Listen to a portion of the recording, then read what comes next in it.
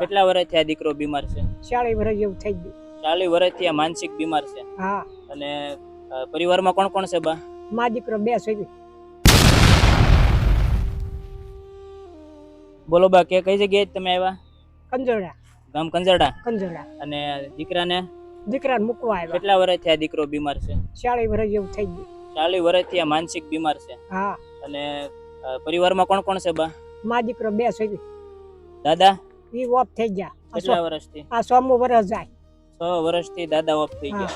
અને આ દીકરો ઘણા વર્ષોથી આવી રીતે. હા. અને આની દીકરાની સાર સંભાળ લેવામાં કેવી મુશ્કેલી થતી બા તમારે? બહુ કાઈ કરીએ કોની શું કરું ભાઈ?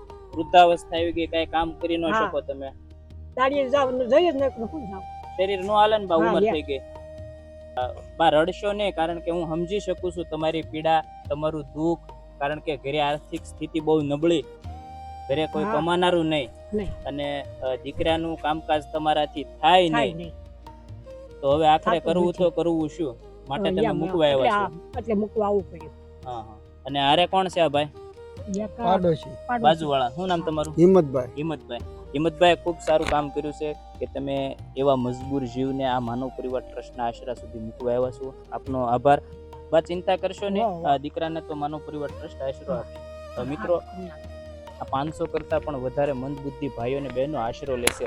વારસદાર તરીકે નહિવત આશરો આપવામાં આવે છે, પરંતુ હા, ચોક્કસ એવા લોકોને આ માનવ પરિવાર ટ્રસ્ટ આશરો આપે છે કે જેના ઘર પરિવારમાં કુટુંબમાં કમાનારું કોઈ ન હોય, અથવા મમ્મી અથવા પપ્પાનું અવસાન થયું હોય, એવા મજબૂર જીવ જેની આર્થિક પરિસ્થિતિ ખૂબ નબળી હોય ને, એવા લોકોને ચોક્કસ આશરો આપવામાં આવે છે. આ માનવ પરિવાર ટ્રસ્ટની વધારે કોઈ પણ માહિતી માટે ડિસ્પ્લે પર આપેલા નંબર પર આપ સંપર્ક કરી શકો.